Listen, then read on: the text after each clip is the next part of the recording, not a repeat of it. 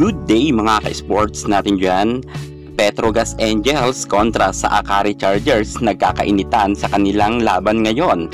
Kapwa nga ang dalawang team na ito ay pinataob ng Creamline Cool Smashers. Ngayon naman susubukin ng dalawang team na ito na mapanatili nila ang kanilang standing sa mataas, at upang umabante nga sila, kinakailangan may manalo sa kanila. At syempre, isa na nga dito ang inyong Barbie Ivy Lacsina, kung saan ay talagang palaban sa unang set pa lamang naka-score siya ng isa, kaso lang nagkaroon naman siya ng dalawang error.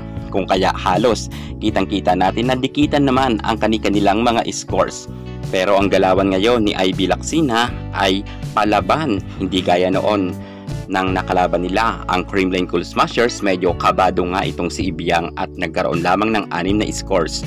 Pero ngayon mukha talagang si Ivy Lacsina na naman ang magiging player of the game kung matalo nila ang Petrogas, dahil si Myla Pablo nga ngayon ay umiinit na rin at nagkaroon na nga rin siya ng mga scores. Pero syempre, dikitan muna ang laban dahil first set pa lang naman ito. Grabe ang bardagulan ng dalawang team na ito. Walang nagbibigayan ng scores. Pareha sila talagang kumpiyansa na gusto manalo sa set 1 pa lamang.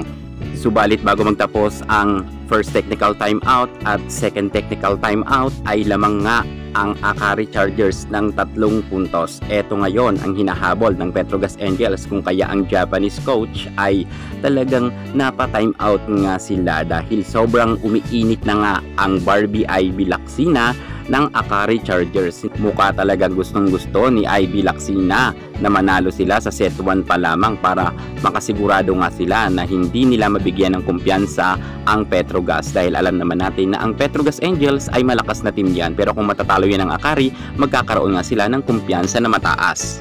Sayang nga dahil 4 na puntos ang kalamangan ng Akari Chargers, ngunit na itabla pa nga ito ng Petrogas Angels, at ang ating Queen Barbie Ivy Lacsina ay ibinangko na nga ni Coach Taka dahil nga nagkakalat ito sa loob ng court, at naging matindi naman ang kumpiyansa ng Petrogas, lalo na nang nagkaroon na nga sila ng tie, ay dahil yan sa mga malulupit na services nga ni Brock Van Sickle, at grabe rin ang showdown ni Gretchen Soltones kontra naman sa veterana na si Aisa Maiso Puntillas. Silang dalawa nga ang nagbabardagulan pagdating sa duluhan na laban. Grabe rin itong si Soltones. Okay na okay naman sana dahil sobrang galing naman ni Soltones ngayon at talagang palaban siya. Sunod-sunod siya na naka-score, ngunit tinapatan naman siya ni Aisa Maiso Puntillas na kung saan sunod-sunod rin ito nagkaroon ng scores, at nanalo nga dito ang Petrogas Angels. Grabe, nagkabaliktaran pa, panalo na sana dito ang Akari, pero